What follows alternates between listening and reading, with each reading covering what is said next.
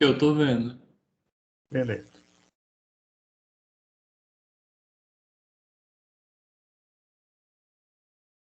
Então, pessoal, bom dia a todos, né?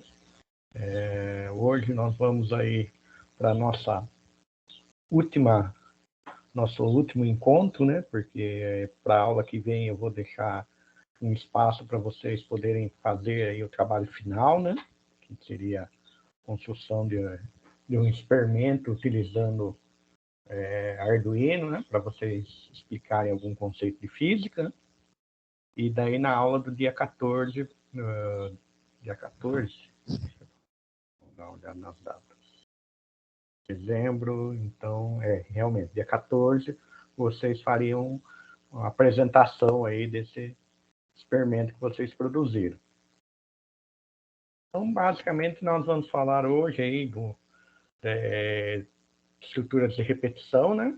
Que está ligada aí a um conjunto de técnicas, né? De programação bastante utilizadas, né? Vamos falar também de array, que é uma estrutura de dados que nós temos aí na maior parte das linguagens de programação, que possibilita nós trabalharmos o conceito de matriz, né? A ideia de matriz aí dentro do Arduino, né? Ou de outras linguagens, né? Trabalhar toda essa ideia de matriz aí dentro das linguagens de programação e, no caso especial do Arduino, de uma maneira bastante prática, né? E mostrar para vocês também uma prática aí para explorar um pouco lei de Ohms. Então, esses seriam os nossos tópicos da aula de hoje, né? Então, começando por estrutura de repetição, né? Então, muitas vezes, quando vocês começarem a explorar mais o Arduino, vocês vão perceber que vocês têm aí trechos de código, né? Ou determinadas instruções que precisam ser repetidas muitas vezes para que você obtenha o resultado esperado.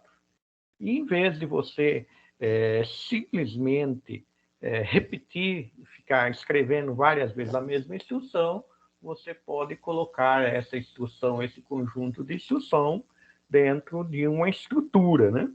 Que faça esse serviço para você. Então, que automatize essa repetição para você.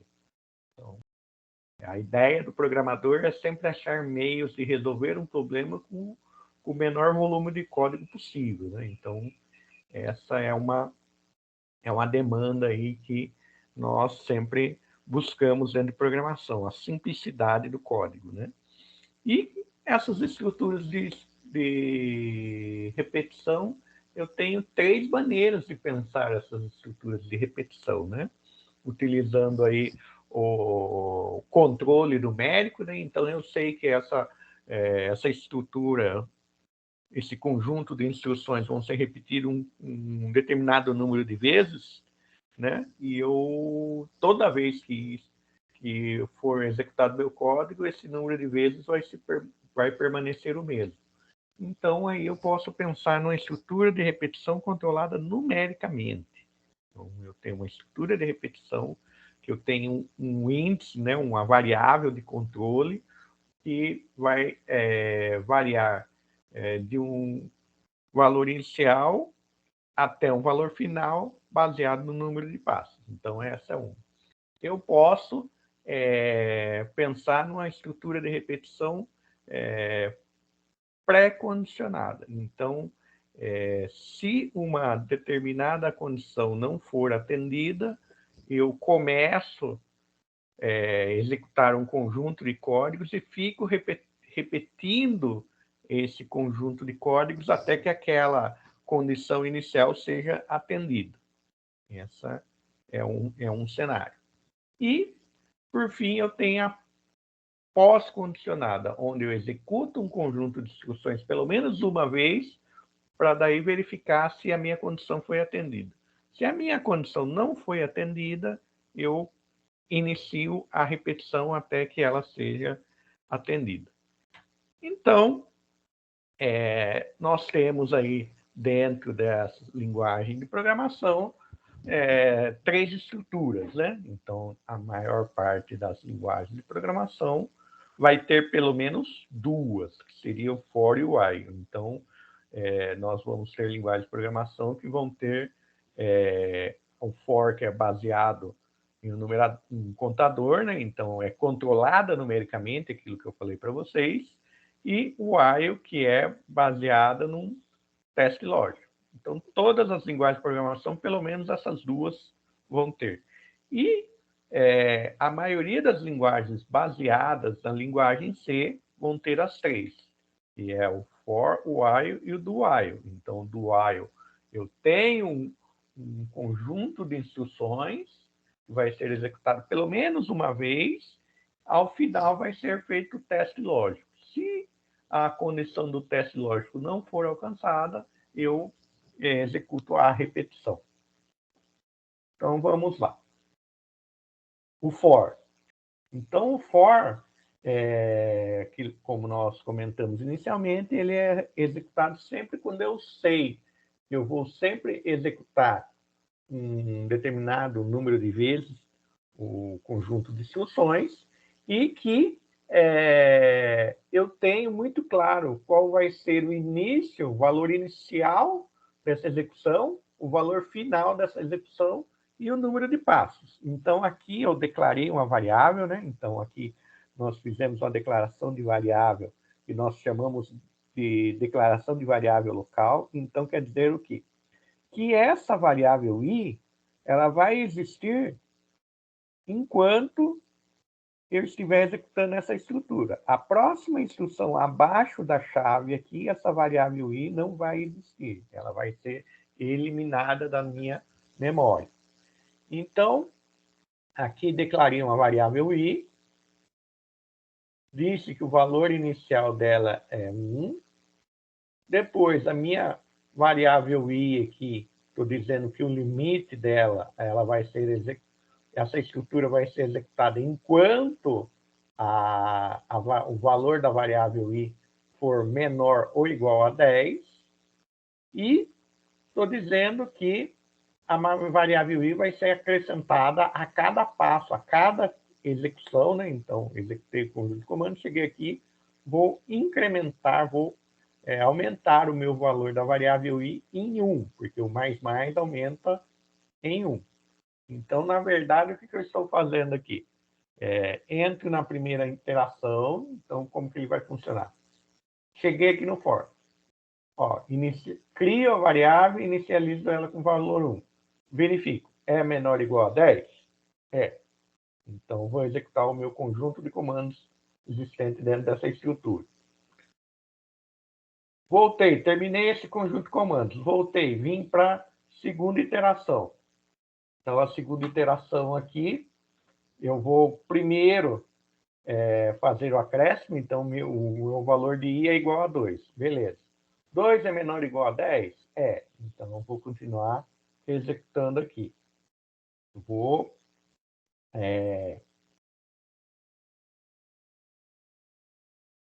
executar os comandos aqui, volto de novo, acremento mais um. Aí minha variável i vai valer 3. É menor ou igual a 10? É, então vou continuar executando. Então vejam que, enquanto essa condição não se tornar falsa, eu não vou sair da minha repetição. Vou ficar preso nesse laço aqui. Somente esse conjunto de instruções vão ser executados nesse momento da minha programação.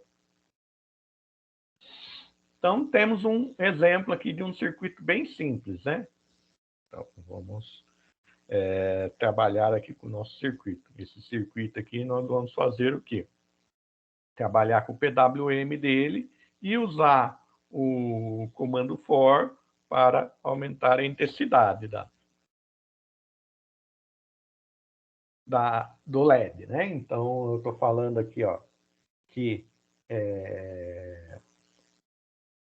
o meu LED aqui vai começar em 0, né? Vai começar em 0 e até o valor menor a 250, o meu o meu LED vai ser aceso com a intensidade, né? Então, análise write, né? Como nós estamos trabalhando em WM, nós vamos começar com a intensidade 0 até 255. Então, vamos ver se eu olhar aqui o Tinkercad do exemplo prático.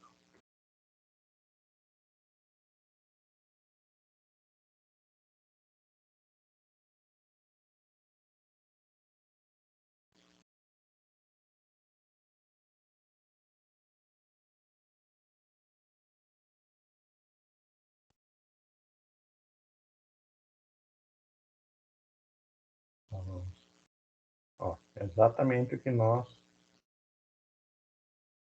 Aqui nós temos um código mais avançado, mas nós podemos pôr aquele código lá. Só para...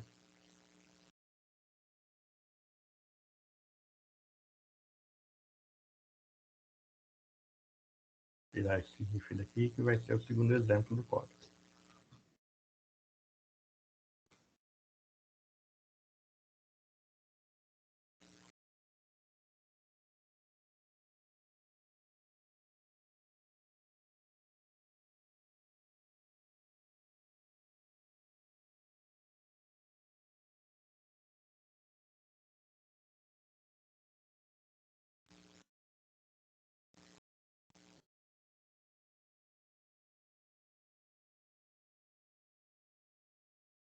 Do código lá, exatamente igual está lá. E o que vai acontecer... Ó, o LED vai acendendo. Na hora que ele chega até 255, ele cai fora aqui, reinicializa, como eu estou dentro de um outro loop, ele reinicializa o loop. Então é isso que termina acontecendo aqui.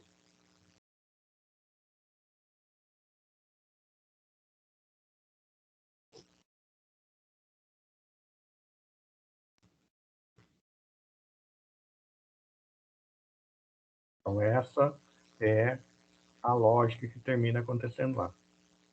E nós temos o segundo exemplo aqui, que é o que está programado aqui, que vai fazer o seguinte. Eu começo acendendo o LED, depois eu inverto a direção do meu for para que ele vá apagando o LED. Então, o meu LED se torna pulsante aqui. Por quê? Porque eu faço um primeiro incremento do I, usando a variável x igual a 1, e depois eu faço o decremento da variável i, usando x igual a menos 1. Quando eu termino esse for, né, eu volto para cá, o meu processo é reinicializado. Então, vejam que aqui é um loop infinito, e aqui é um loop controlado numericamente, que vai mudar a direção da... Primeiro eu vou subindo, porque o meu x é igual a 1, e quando o meu valor chegar a 255, que é o valor máximo do meu LED, eu vou retroceder, vou mudar o valor para menos 1 para o meu if se tornar, o meu for se tornar regressivo. Então, começo como progressivo e termino como regressivo. Por isso que a minha condição aqui está, enquanto y for maior do que menos 1.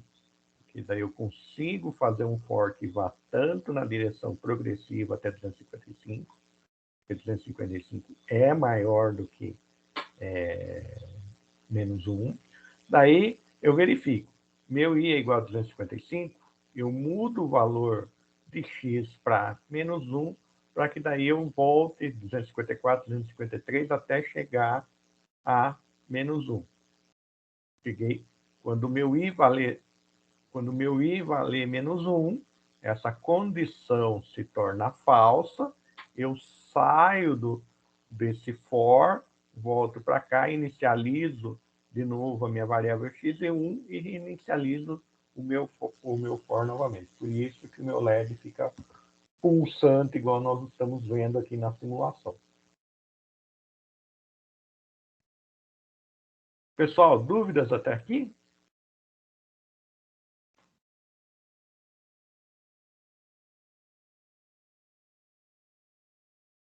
Podem abrir o microfone, que eu estou sem acesso ao chat. Eu estou compartilhando tela. Tranquilo, professor. Tá tudo Beleza. certo, professor. Beleza. Então, vamos lá. Estrutura de repetição while, né? Como eu falei para vocês, ele é a expressão que eu coloco aqui é uma expressão muito semelhante à expressão que eu uso no if. É uma condição, né? Então, enquanto essa condição for verdadeira, cheguei no while, minha condição é verdadeira, eu executo o conjunto de comandos, né? A partir do momento que a minha eu fico repetindo enquanto a minha condição for verdadeira, a expressão lógica aqui for avaliada como verdadeira. A partir do momento que essa expressão for avaliada como falsa, eu sigo normalmente o fluxo. O que pode acontecer com o while? Se eu chegar aqui na primeira vez no comando while e a minha expressão for falsa já de início, já for retornar falsa, o bloco de instruções que está aqui dentro não vai ser executado nenhuma vez. Então, o while eu tenho que ter o cuidado de analisar. Em algum momento da minha programação, a condição que está expressa vai ser verdadeira? Porque senão, se em nenhum momento essa expressão vai ser verdadeira, não tem motivo de existir esse conjunto de instruções. Entendendo? Então, vamos lá. Com o mesmo circuito, né? Olhando o mesmo circuito, o que eu tenho aqui? Eu tenho a definição, né, do pino do LED, criei uma variável sair, né? E dentro do meu setup, coloquei aqui o serial begin, né, para inicializar a comunicação serial. Criei o pin mode, né?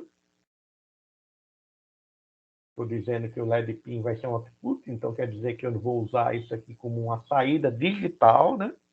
E estou fazendo aqui, ó, que o meu LED vai piscar 10 vezes, né? Então, enquanto sair for menor ou igual a 10, eu vou piscar o LED e vou acrescentar um sair.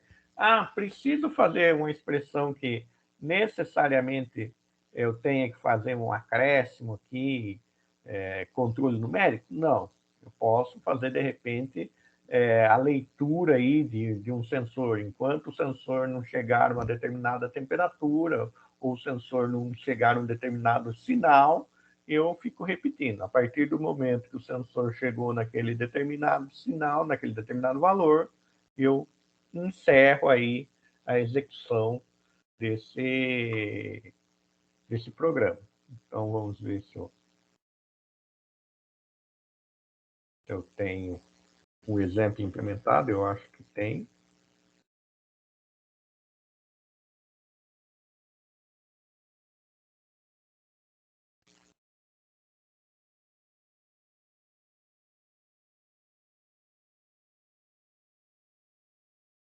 Então, vamos dar uma olhada no código. Exatamente o código que está lá. Aqui eu fiz o pós-condicionado, mas vamos fazer o pré-condicionado.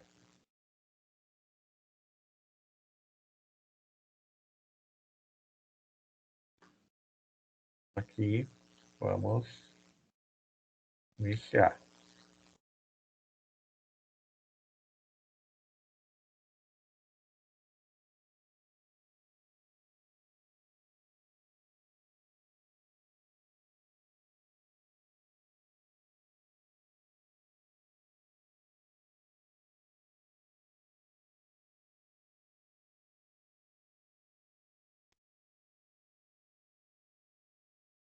Então, estou piscando aí até o ponto que ele vai encerrar.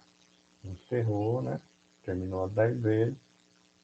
Então, só para mostrar para vocês aí o valor, então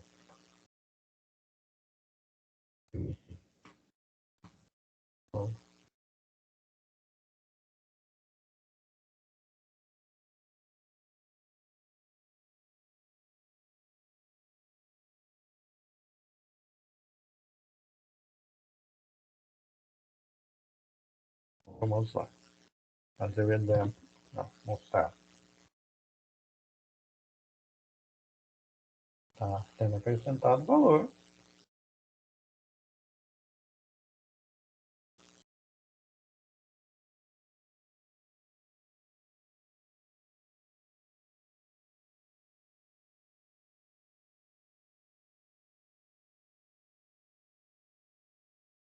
Então, ele verificou aqui que saiu, passou a valer 11, então o que aconteceu?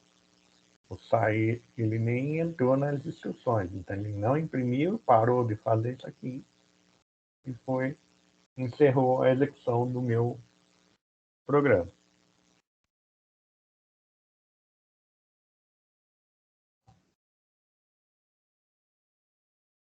Então, isso é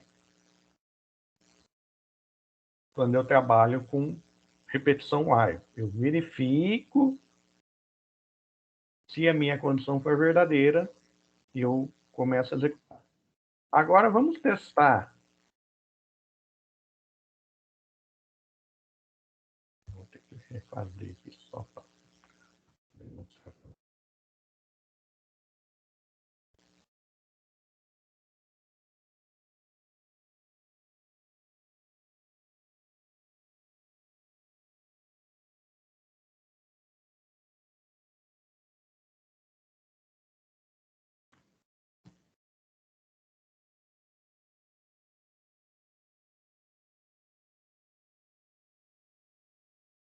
Vocês viram que o meu valor inicial de sair é 0. E se eu colocasse 11? Vamos ver o que vai acontecer? Se eu colocar 11 aqui,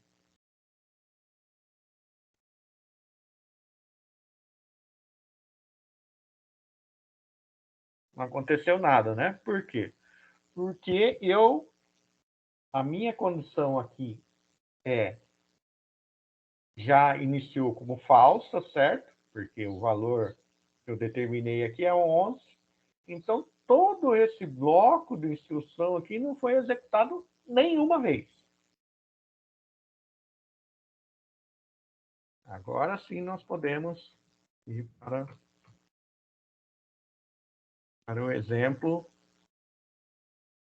pós-condicionado, né? Então, o mesmo circuito, aqui pós-condicionado.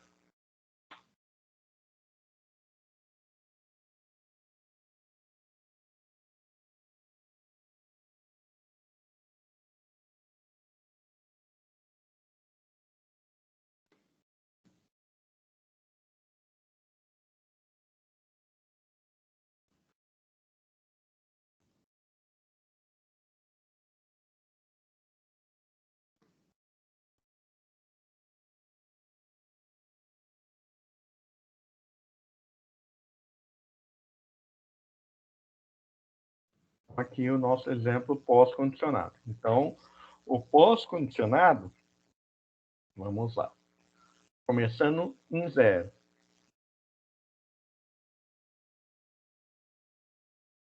Fazendo um serial begin também do mesmo jeito que eu fiz aqui com sair.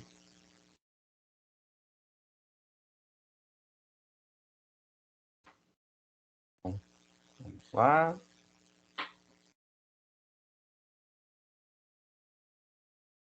Vejam que ele começou de novo.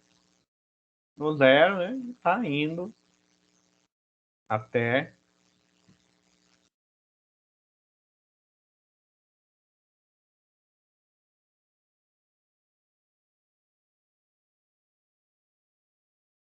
chegar no 10, terminou o while, imprimir a nossa mensagem. Vamos colocar o valor aqui de sair como 11.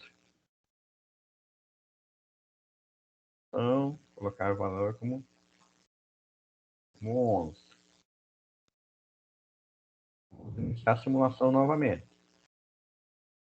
Veja que ele imprimiu pelo menos uma vez, ó. Então, ele imprimiu todo esse conjunto de instruções aqui uma vez. A minha condição foi falsa, daí ele já caiu direto para fora do while. Então, após condicionada é a velha história. Eu executo pelo menos uma vez o meu bloco de instruções, então isso aqui vai ser executado independente de qualquer coisa, pelo menos uma vez, para depois ser verificado a condição. O pré-condicionado, né? Eu verifico para daí executar a instrução. Então, essa é a diferença lógica aí de pós e pré-condicionado.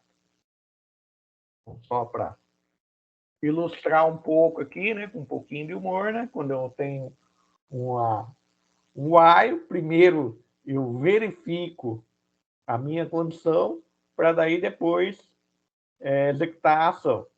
Quando eu tenho um do while, eu executo a ação primeiro para depois verificar a minha condição. Então, vejam que para cada cenário que vocês forem resolver, existe a melhor maneira, a melhor técnica aí para vocês utilizarem.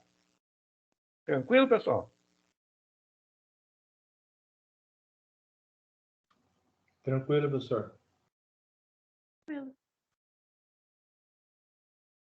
Agora nós vamos falar aí do LED RGB, né? Então, questão do comprimento de ondas também é algo que vocês trabalham bastante na física, né? Então, LED RGB é algo que vocês podem explorar na física e vocês podem explorar até em conjunto com artes, né? Porque quando nós falamos aí no LED RGB, nós estamos falando de um equipamento aí que você pode trabalhar cores primárias, né? Então, nós sabemos que dentro do conceito de cores, nós temos dois tipos de cores, né? Nós temos cores aditivas e cores subtrativas. Nas cores aditivas ou subtrativas, o meu referencial sempre é o branco. Então, o meu referencial para dizer se como eu quero denominar a cor é o branco. Então, como eu faço para chegar no branco? Então, quando nós falamos no espectro de luz, então, no caso de dispositivos que emitem luz, para chegar no branco, eu vou ter a intensidade máxima de todas as cores. Então, por exemplo, eu vou ter a intensidade máxima de R, eu vou ter a intensidade máxima de G e vou ter a intensidade máxima de B. Então, para chegar à luz branca, eu tenho que adicionar todas as cores primárias para chegar ao branco. E nós temos aí a subtrativo. Por quê?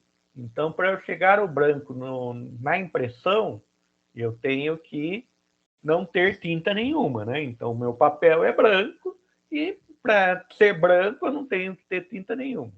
Então, esse sistema de cor é o R, é o CMY, né? Então, quando você olha sistemas de cores primárias subtrativos, você tem o CMY. O pessoal, até para melhorar a qualidade de impressão, os contrastes e tudo, adiciona o preto, que seria o K. Então, quando nós olhamos a nossa impressora jato de tinta, uma série de coisas, nós temos CMYK, porque o K seria o preto que vai fazer aí os contrastes para ter melhor qualidade de visualização de imagem. Então, aí é um trabalho que vocês podem trabalhar aí em conjunto até com arte, quando se for falar aí em teoria das cores, em espectros de luz, essas coisas, para deixar mais claro na mente do aluno, tanto como funciona, como dentro do dia a dia dele, onde vai ser utilizado. Então, por exemplo, todas as telas hoje nós utilizamos aí o conceito de RGB, né? Então, nós temos aí em cada ponto da minha tela, em cada pixel da tela, né? A palavra pixel já é uma palavra derivada, né? Já é uma abreviação chamada picture elemento, né? Então, cada ponto da minha tela você tem um LED RGB aí que vai receber um conjunto de valores para formar uma imagem. Então, aqui nós temos aí um pouco do que é o LED, né? Então, ele é um encapsulamento aí que tem as 3 cores, né, básicas, né? Que é o vermelho, o verde e o azul. E você tem a possibilidade de fazer aí 16 milhões de tons de cores, né? Então, quando nós falamos em LED RGB, aí nós temos a possibilidade aí de construir, variar, né, esses valores, né, esses 3 valores, de uma forma que eu consiga 16 milhões de tons de cores, né? Então,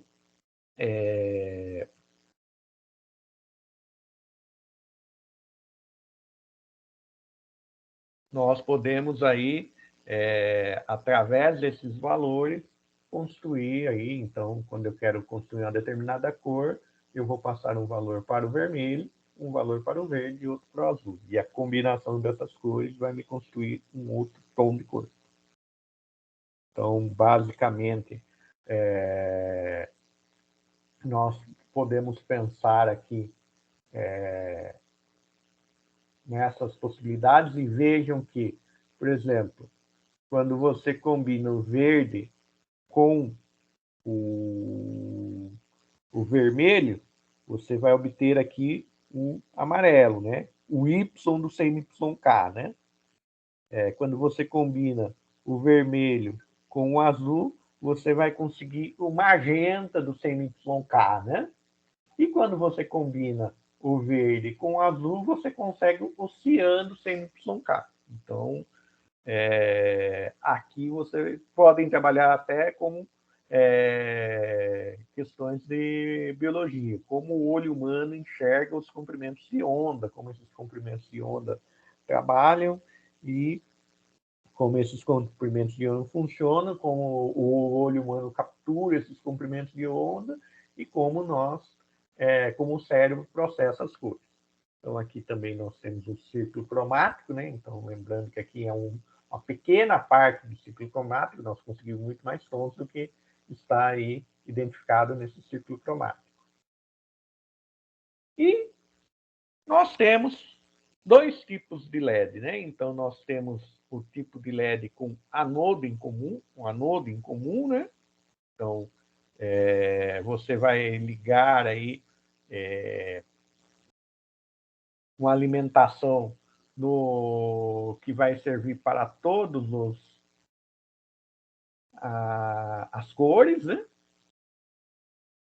E você tem aí o tipo com catodo em comum, que você vai ligar um GND comum para todos os terminais, né?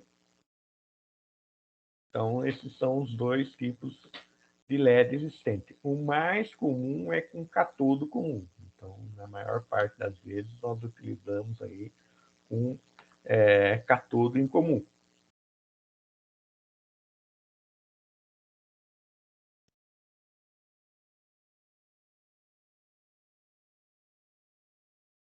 Então, aqui, complementando, né, nós temos aí vários tipos de LED, né? Em comum, né? LEDs existentes no mercado, e cada LED aí vai precisar aí de fazer um projeto diferente, né? E como que eu sei? Toda vez que eu for comprar um LED, eu tenho que pedir a especificação do LED, né? E olhar aí a ficha técnica do LED para saber como eu trabalho com esse LED. Lembrando que a maioria, aquilo que eu falei para vocês, a maioria dos LEDs aqui que nós temos no mercado são o do catodo em comum. Então, eu ligo o GND no meu catodo, no meu pino 2, e cada uma das portas digitais aqui ligo 3 portas digitais do tipo PWM. Por quê? Porque eu tenho que poder fazer a variação dos valores para cada cor entre 0 e 255. Então, as pernas, os positivos aqui do meu LED tem que ser ligados em portas PWM, senão eu só consigo fazer ligado ou desligado. Então, eu só consigo valores máximos aí para cada porta, para cada cor. Então, eu tenho que determinar os meus resistores, né? Então, para cada cor. Então, por isso, eu tenho que ter dados técnicos, né? Então, o que eu vou sempre fazer quando eu for comprar não só um LED, mas qualquer equipamento, aí, qualquer periférico para Arduino. Sempre consultar aí o datasheet do dispositivo. Então, no caso aqui, nós temos a tensão do LED vermelho é de 2 volts, a tensão do LED verde é de 3,1,2, a tensão do LED azul é de 3,1,2. Lembrando que as portas digitais do Arduino fornecem 5 volts. Então, para que eu não queime nenhum desses LEDs, né, nenhuma dessas cores, eu tenho que fazer aí a utilização de resistores. Né? Então, aí entra o cálculo de resistores, né? A aplicação aí da lei de Ohms. Né? Lembrando que tanto a corrente das portas digitais do Arduino quanto do LED são de 20 mA.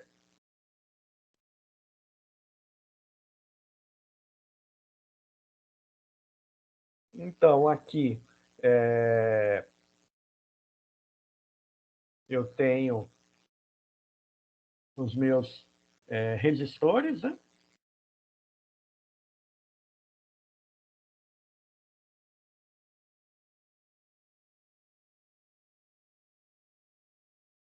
Tenho os meus resistores, né? Eu utilizei aqui tanto para o anodo em comum como para o catodo em comum. Lembrando que aqui está indicado como eu estivesse usando uma corrente só, mas na verdade, dentro do Arduino, o que nós utilizamos? Utilizamos uma porta digital para cada perna do meu LED. Então, dentro do Tinkercad aqui, eu tenho esse formato de LED. O meu GND aqui está ligado no GND em comum. Liguei as minhas portas PWM e já fiz aqui até na indicação de cores qual o R e o G e o B. Aqui eu criei as minhas variáveis, né, de RGB, determinei que elas são output e estou fazendo aqui um acendimento de cada uma delas aqui dentro de um determinado tempo. Então, aqui é um experimento bem simples. Vamos dar uma olhada aqui no Tinkercad, né?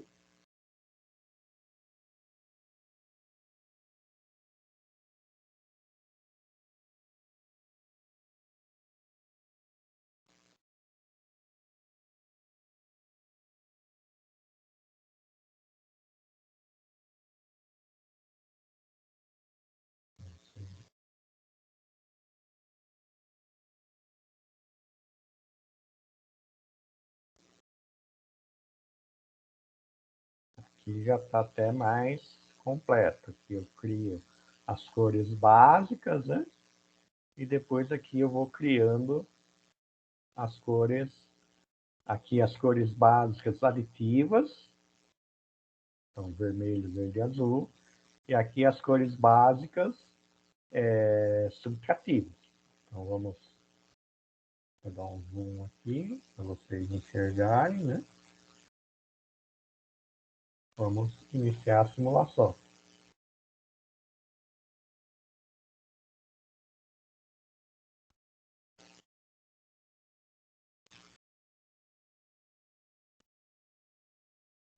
Chegando até o branco.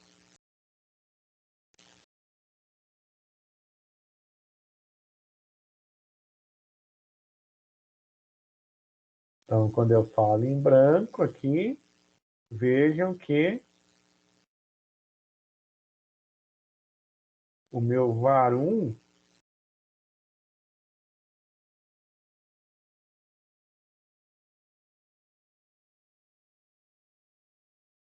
está em 255. Estou dando aqui 255 para todo mundo. Então, aí eu chego no meu branco. Então, aqui é a demonstração prática até para vocês trabalharem com artes. Se vocês quiserem, depois eu até compartilho esse código com vocês aqui. Eu não lembro se tem na apresentação, eu acho que não.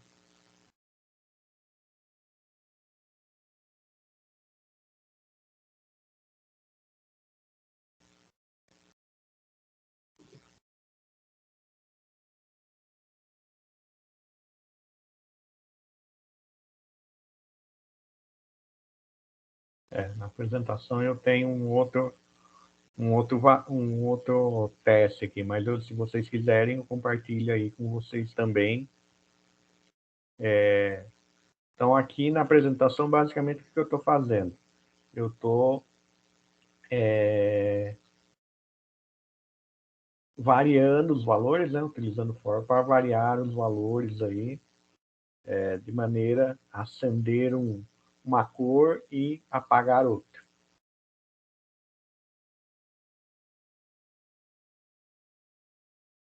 Chegado, pessoal? Até aqui?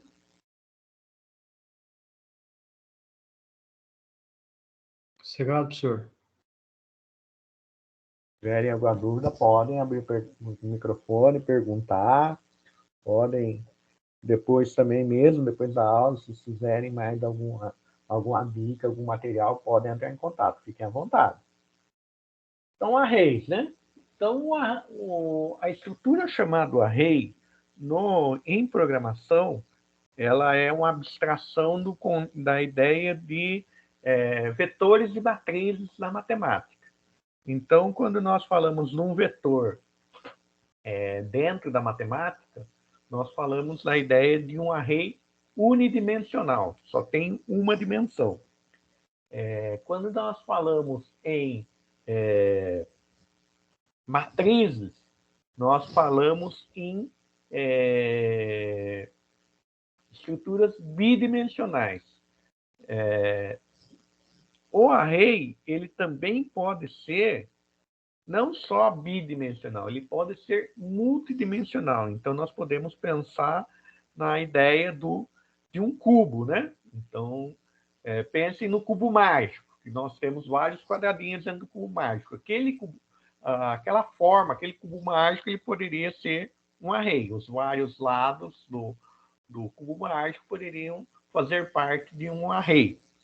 Para nós, seres humanos, quando nós vamos lidar com a ideia de estruturas multivaloradas, como matrizes e vetores, é muito complexo nós pensarmos, né, de maneira olhar como um cubo. Então, na maior parte das vezes, quando nós utilizamos estruturas desse tipo, nós pensamos em no máximo 2 dimensões. Mas, quando nós vamos para áreas mais específicas, como mineração de dados, né? Então, quando vocês ouvem falar em mineração de dados, muitas vezes você vai ter a utilização de técnicas aí de busca de dados, de combinação de dados, que vai utilizar essa estrutura de cubo de dados, né? Então, você vai ter um array multidimensional para que o software, né, o conjunto de softwares, consiga fazer aí uma exploração desse conjunto de dados, uma recombinação desse conjunto de dados. Então, nós estamos acostumados, né, até aqui, lidar com a variável que você põe somente um valor naquela variável e se você quiser colocar outro valor, na verdade, você vai excluir o valor antigo e colocar um valor novo. Ou você, pensando numa maneira mais correta de falar, você vai sobrescrever o valor, né?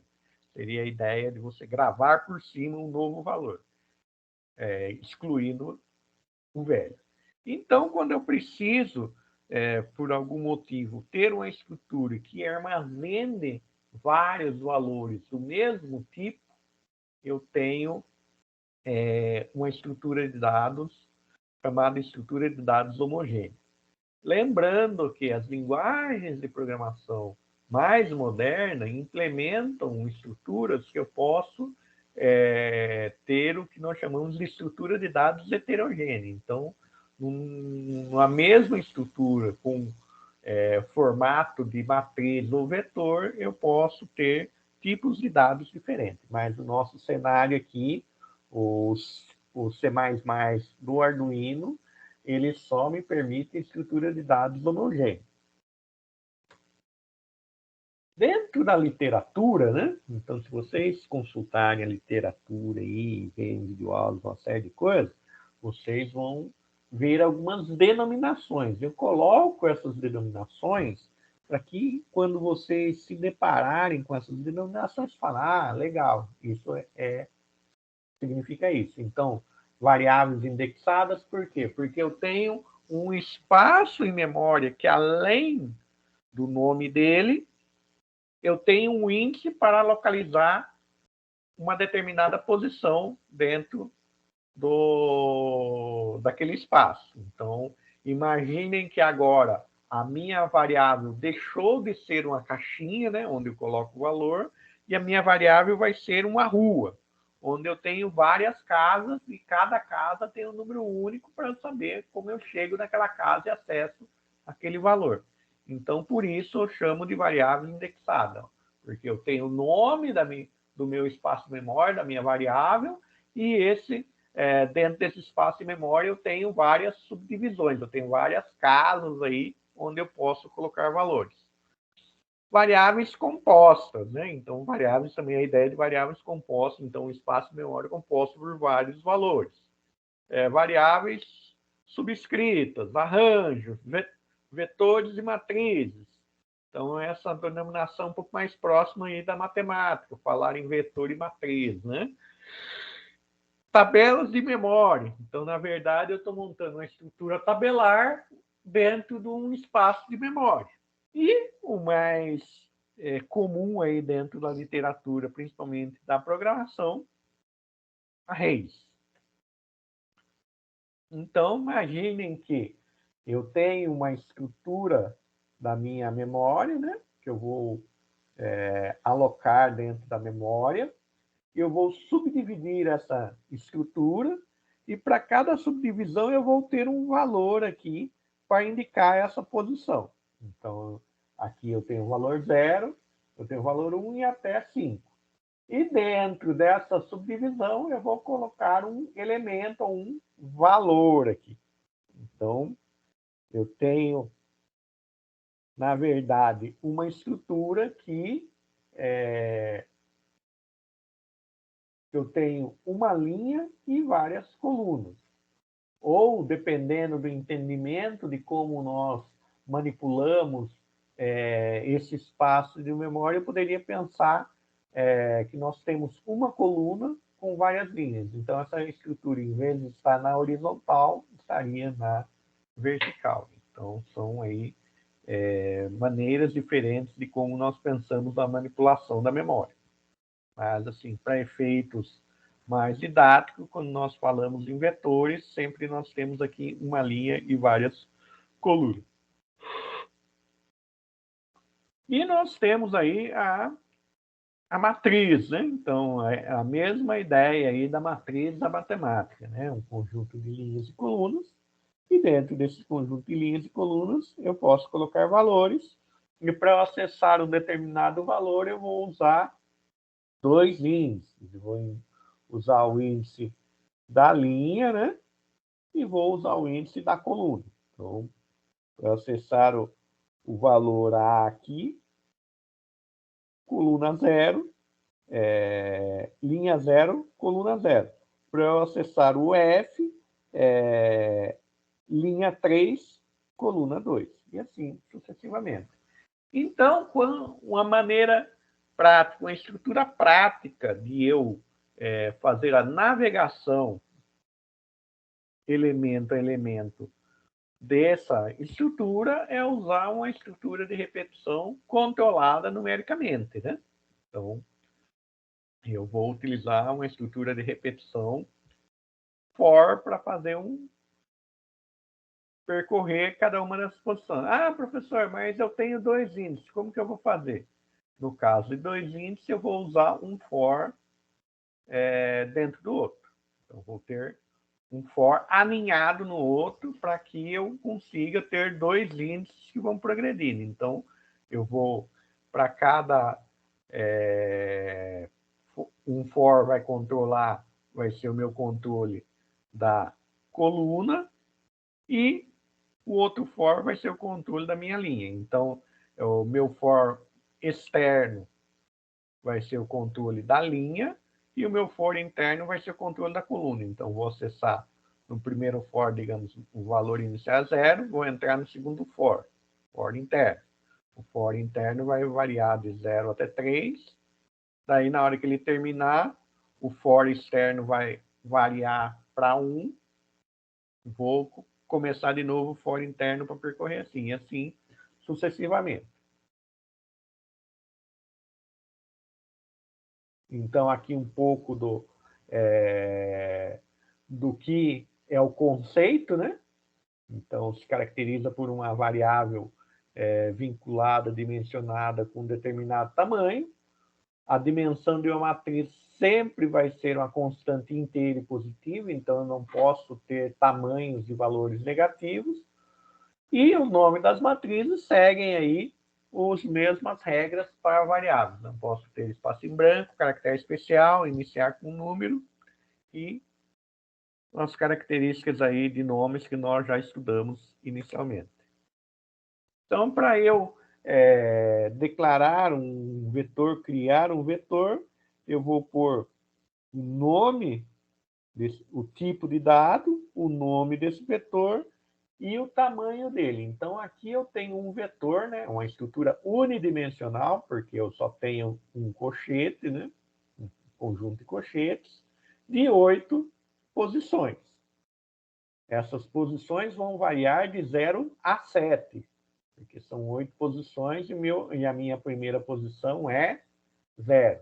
Aqui eu estou criando um vetor vazio. Não tem nada dentro dele, só está... Então, separei esse espaço em memória, denominei esse espaço de valores do tipo inteiro e disse que eu tenho 8 posições. Neste caso, eu já criei um vetor denominado pinos. Eu não determinei qual é o tamanho dele, mas já determinei quais são os elementos que ele vai ter.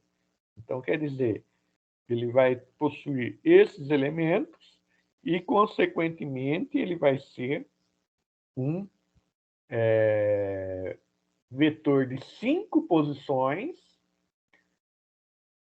que vai ter o índice de 0 até 4. Eu posso também já determinar o meu tamanho, certo? E fazer algumas entradas. Então, se eu tenho um vetor de 6 posições e fiz entrada de 5 valores numéricos, então essa aqui vai ser minha posição 0, essa aqui vai ser minha posição 1, essa aqui vai ser minha posição 2, essa aqui vai ser minha posição 3 e essa aqui vai ser minha posição 4. A minha posição 5 está vazia, certo? E aqui também eu estou fazendo, lembrando aqui que char é um caractere, né? Então, quando eu falo em char, eu estou falando em um caractere. Então, eu estou falando somente de uma letra. Então, para escrever uma palavra, eu tenho que criar um vetor. É um vetor. Aqui já determinei que ele vai ter 8 posições. E disse que a palavra Arduino vai compor a posição 0, posição 1, posição 2, posição 3, posição 4, posição 5, posição 6. Então, a posição 7 desse vetor está em branco. Quando se iniciou a linguagem de programação, as linguagens, né, de programação, o tipo de dado que existia era o char.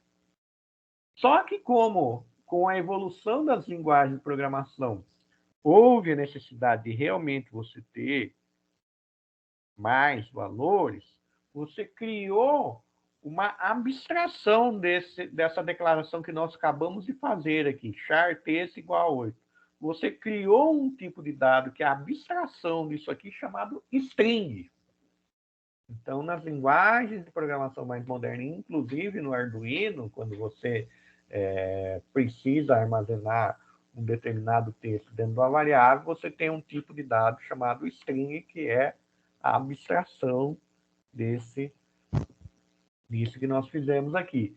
E a string, ela é um vetor variável, né? Então, ele consegue variar esse tamanho aqui. É uma das poucas coisas aí dentro de vetor, da programação em C++, que você consegue fazer variação. Porque o que acontece? A partir do momento que eu criei esse vetor e falei que esse vetor tem um determinado número de posições, eu não consigo modificar o tamanho desse vetor. Eu não consigo dar um tamanho maior. Ele é um tamanho fixo.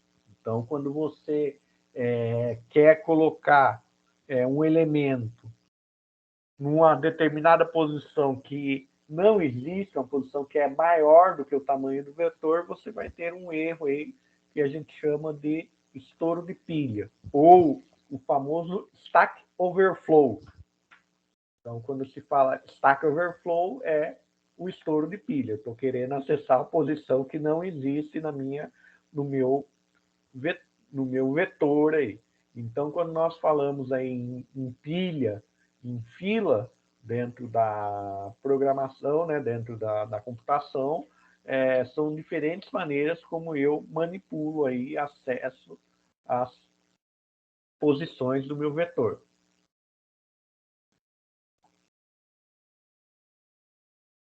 Então, quando eu quero acessar uma determinada posição do meu vetor, eu vou sempre colocar um valor, né? Posso pôr o valor absoluto e colocar um valor aí nessa posição. Então, nesse caso aqui, o 230 foi colocado na minha primeira posição aí do meu vetor valores. Nesse caso aqui, eu coloquei aí, né, na minha posição 7, o valor de 123, que é a minha última posição aí, baseado aí num vetor teórico aí de 8 posições. Eu posso também pegar o valor de uma determinada posição do meu vetor e colocar em uma variável. Então, no caso aqui, eu estou pegando o valor que está na posição 2 do meu vetor pinos e colocando esse valor na variável x. E isso também é possível fazer o contrário, pegar o valor de uma variável e colocar numa determinada posição. Como também esse índice aqui, esse valor aqui, ele pode ser uma variável do tipo inteiro.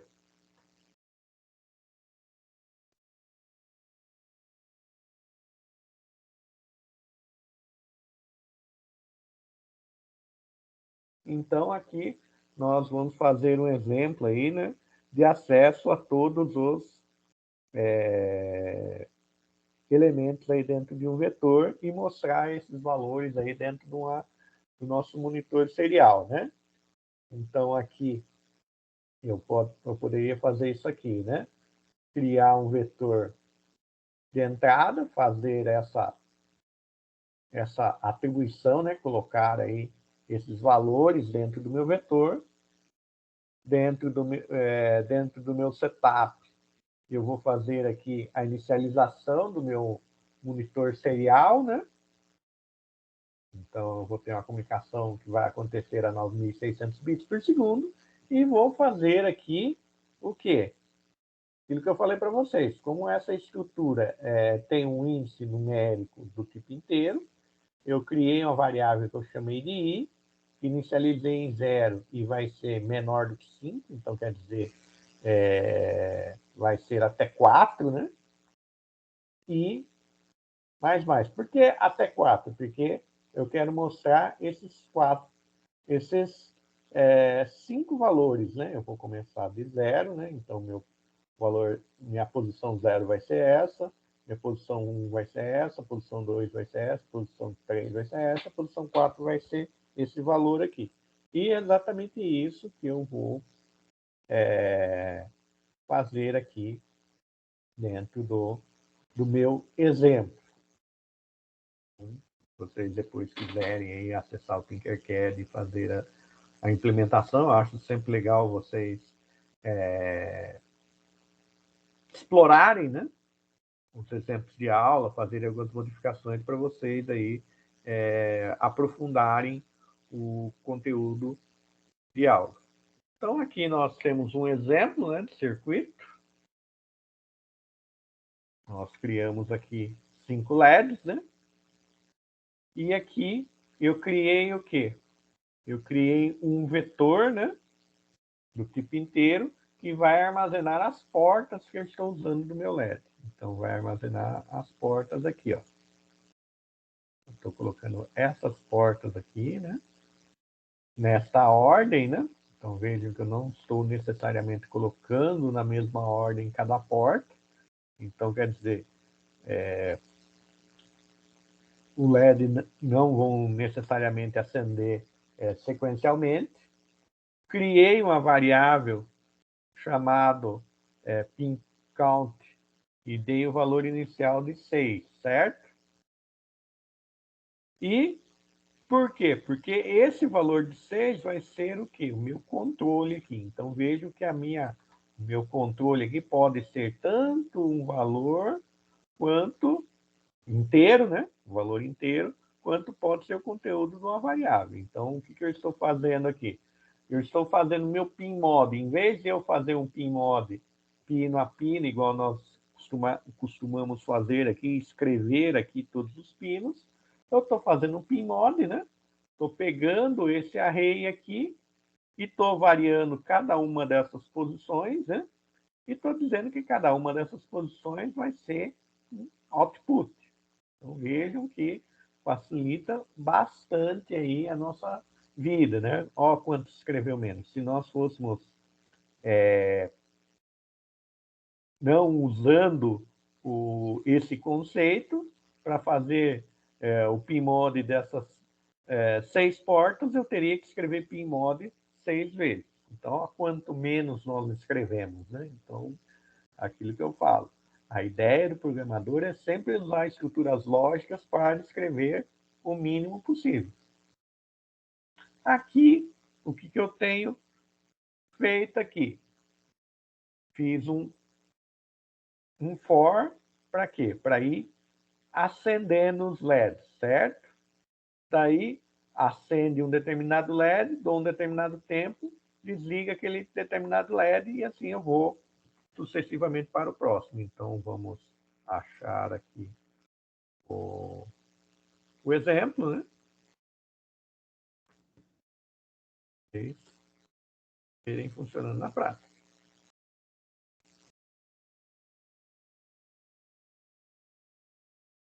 Nossa, seria esse mesmo.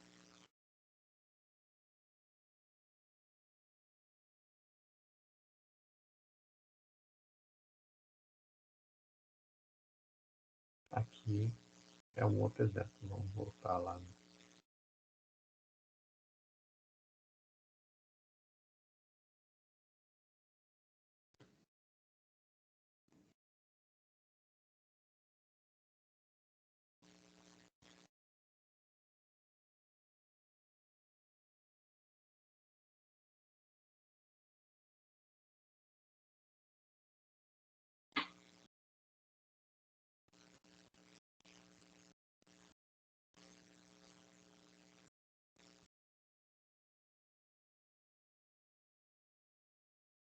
Esse fora aqui funciona igual tal. Por exemplo. Então, vamos lá. Então, no exemplo, basicamente, nós vamos ter isso aqui.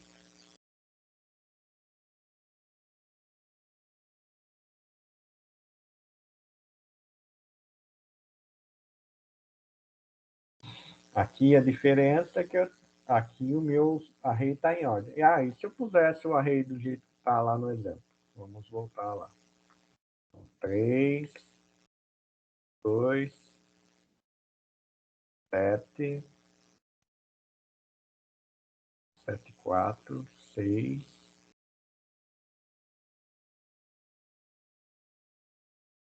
3.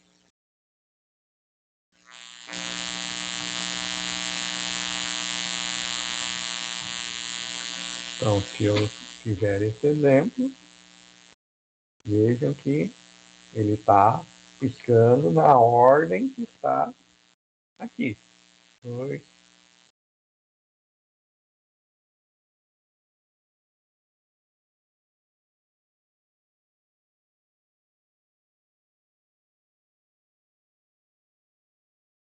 Então, vê o quanto eu escrevi. Se eu não tivesse usado for aqui, o que eu teria que fazer? Isso aqui teria que ser escrito 7 vezes, né? Então, eu teria que eliminar, se eu não usasse o for aqui, essas 3 instruções teriam que se repetir para cada um dos pinos aqui. Então, vejam que estrutura de repetição é algo que nos ajuda bastante. E a ideia de você usar o array também foi o que possibilitou nós podermos fazer essa redução de código aqui. Então, são técnicas que você utiliza aí para resolver problemas. Poderia resolver outros problemas mais complexos, que nem necessariamente necessitassem de array, né? Então, quando eu tenho processamento de imagens, para representar uma imagem, eu necessariamente preciso de arrays, mas também eu posso utilizá-los em outras soluções aqui para diminuir a minha escrita de código.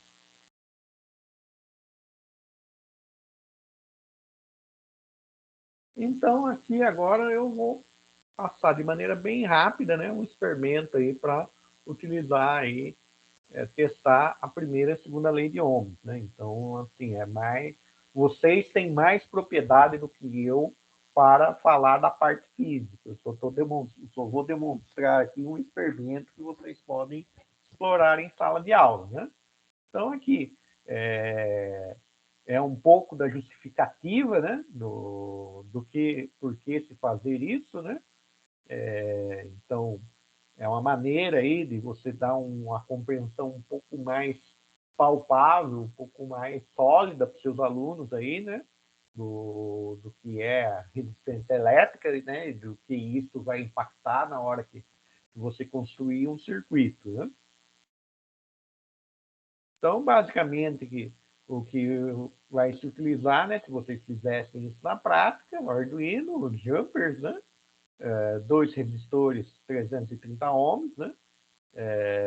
Aí também você pode trabalhar com resistores de valores diferentes, né? Para você fazer esse experimento, né? Não necessariamente tem 130 ohms.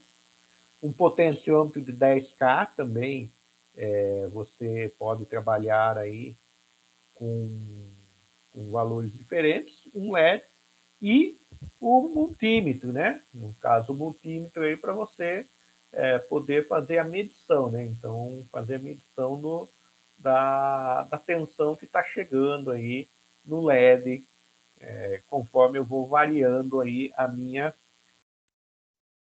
tensão. Mas o nosso experimento, nós vamos fazer o cálculo aí para que ele mostre aí o que está chegando no LED aí, conforme eu vou variando o meu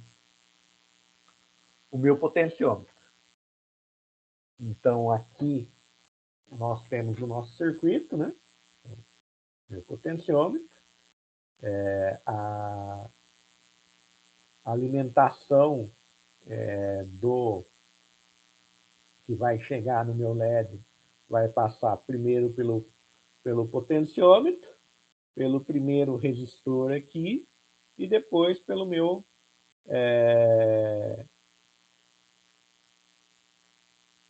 resistor R, né?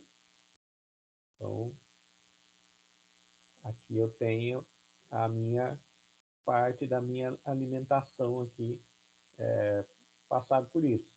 E tenho aqui a leitura da minha porta A0, que vai fazer a leitura do que está acontecendo aqui nesse LED, né? Então, esse circuito verde aqui vai fazer a leitura da corrente que está passando aqui, da tensão aqui que está passando aqui para esse LED. Então, através dessa leitura é que nós vamos fazer aí os valores, né?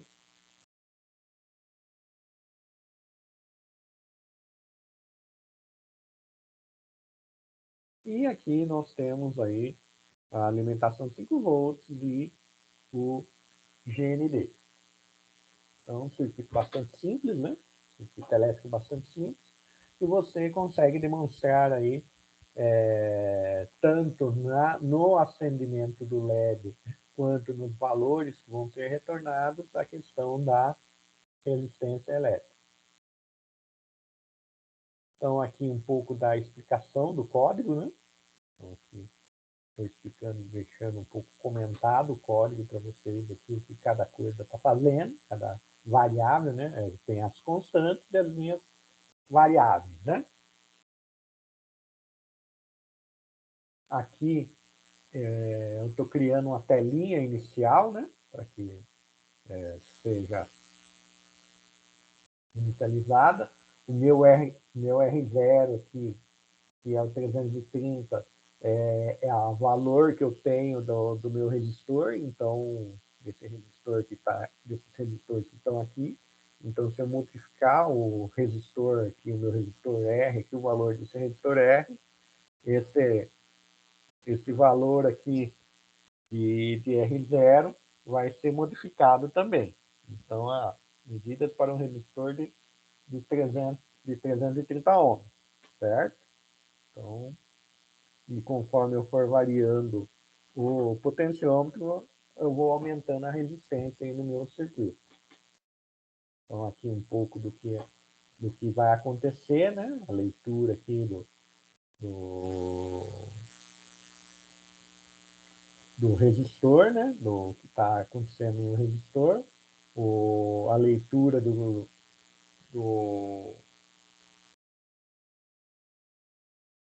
potenciômetro, né? Calculando o U aqui, né? Aqui um pouco da matemática também de ohms, e depois eu estou mostrando os resultados. Então, isso aqui eu vou mostrar para vocês aqui, né? Montei esse circuitinho aqui, né? Bonitinho. O código está todo aqui.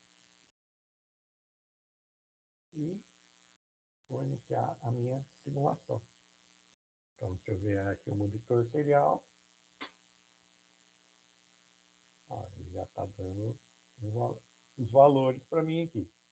E eu aumentar, mexer no potenciômetro, ó, não estou passando corrente nenhuma. Minha resistência está em 10, né? E não está passando valor nenhum. E eu modificar aqui, diminuir a minha resistência, estou tendo alguma passagem de tensão e corrente. Então, aqui é um experimento bastante simples, tanto para vocês fazerem usando o simulador, quanto o real, né? Vocês usando Arduino real, e vocês podem fazer algumas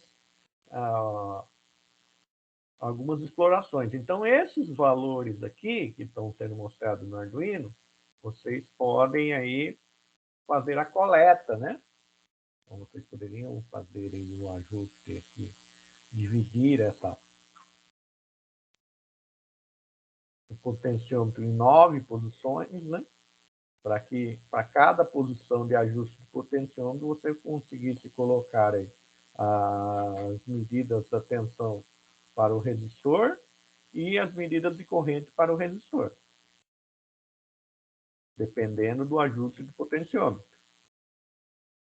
E, por fim, vocês poderiam fazer ali alguns questionamentos aí e algumas hipóteses, né? Então, uma atividade prática aí com os alunos baseado em tudo que foi explorado aí nesse experimento. Além disso, se vocês quiserem, podem fazer outras explorações, né? Então, o experimento de hoje, esse experimento aqui, exatamente esse código eu disponibilizei, está disponível nesse link, então se vocês quiserem utilizá-lo, vocês acessam o link e podem copiar e fazer as alterações que quiserem ou utilizar na íntegra. Esse experimento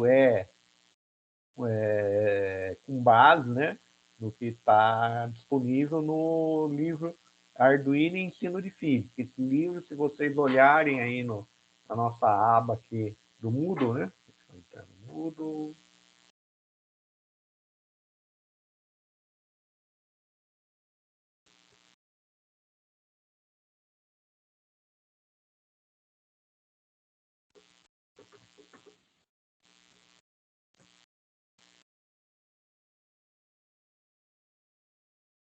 Vocês entrarem no material de apoio aqui, vocês têm disponível o PDF desse livro aqui, ó.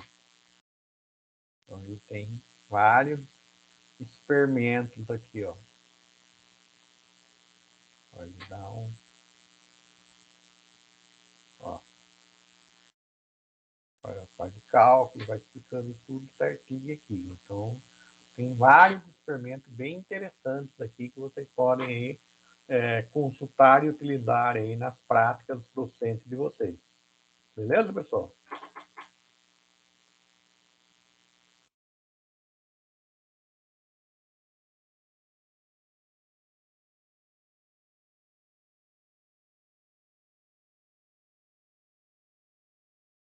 Então, relembrando, né, só para nós fecharmos, né, semana que vem eu vou deixar para vocês aí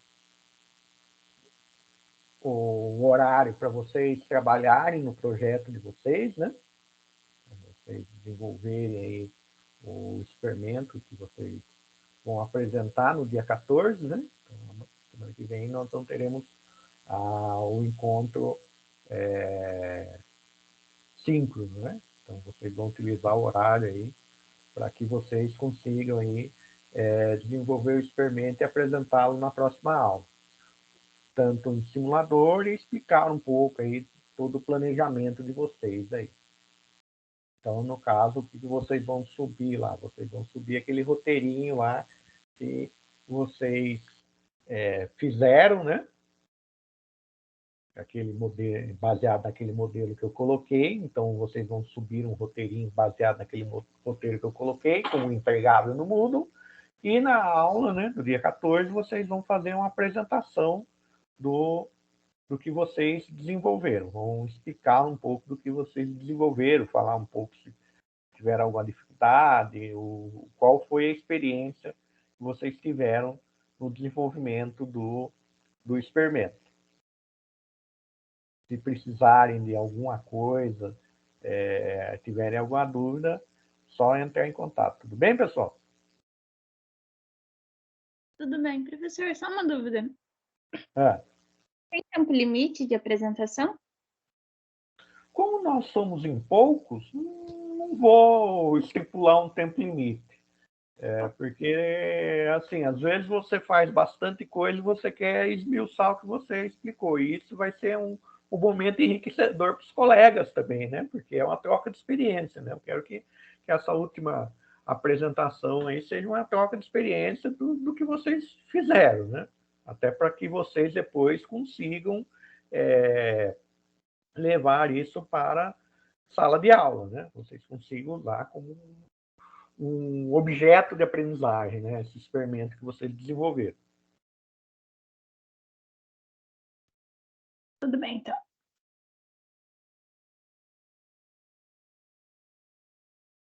Então, pessoal, mais alguma dúvida? Tranquilo, professor. Até a próxima, então. Até a próxima semana, gente. Boa semana e boas aulas. Boa semana toda.